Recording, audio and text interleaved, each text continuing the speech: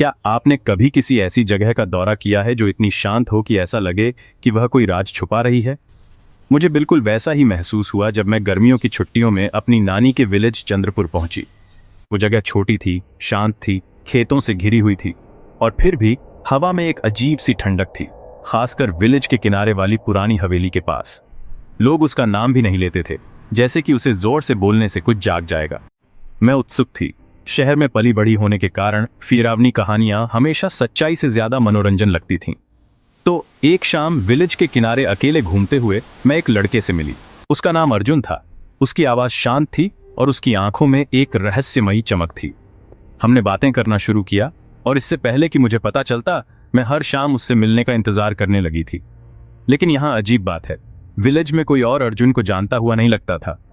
वो हमेशा मुझसे उस सुनसान हवेली के पास मिलता था।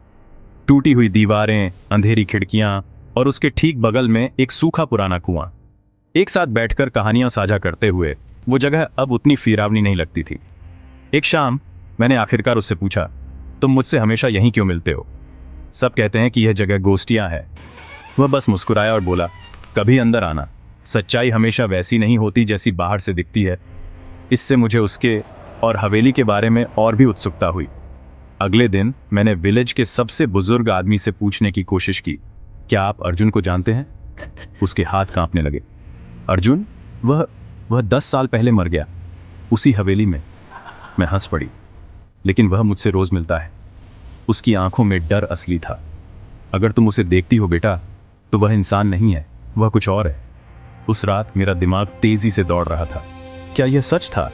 मैंने चोरी छिपे अपने फोन में अर्जुन की फोटो लेने की कोशिश की, लेकिन हर तस्वीर खाली थी। वह उनमें से किसी में भी नहीं था। मेरा दिल तेजी से धड़क रहा था जब मैंने आखिरकार उससे पूछा, अर्जुन, क्या तुम इंसान भी हो? उसने एक पल रुका, फिर धीरे से कहा, क्या इससे कोई फर्क पड़ता है शिखा? तुम मेरी दोस्त हो और मैं तुम्हारा। मैं कांप उठी। लेकिन अगर तुम जिंदा नहीं हो तो?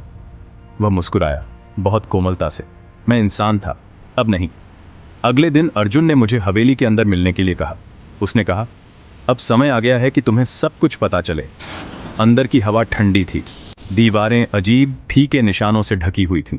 वह मुझे एक पुराने शीशे के पास ले गया। यहीं पर मैं मरा था, अर्जुन ने फुसफुसाया। मेरे अपने फ्रेंडों ने मुझे यहीं बंद कर दिया और कुएं में धकेल दिया। मैं एक ऐसे दोस्त का इंतजार कर रहा था जो भाग न जाए। मेरी आंखों में आंसू आ गए। तुम इतने समय से किसी ऐसे व्यक्ति का इंतजार कर रहे थे जो तुम पर भरोसा करे? उसने सिर हिलाया। कोई ऐसा जो भूत नहीं, बल्कि एक दोस्त देखे। मैंने उसकी ओर हाथ बढ़ाया, और धीरे धीरे वह फीका पड़ने लगा। उसकी आवाज गूंजी, तुम्हारा भरोसा मुझे आजाद करता है शिखा। अब मैं जा सकता हूं, कहीं ऐसी जगह जहां फ्रेंडी कभी नहीं मरती। उस रात के बाद अर्जुन फिर कभी नहीं दिखा।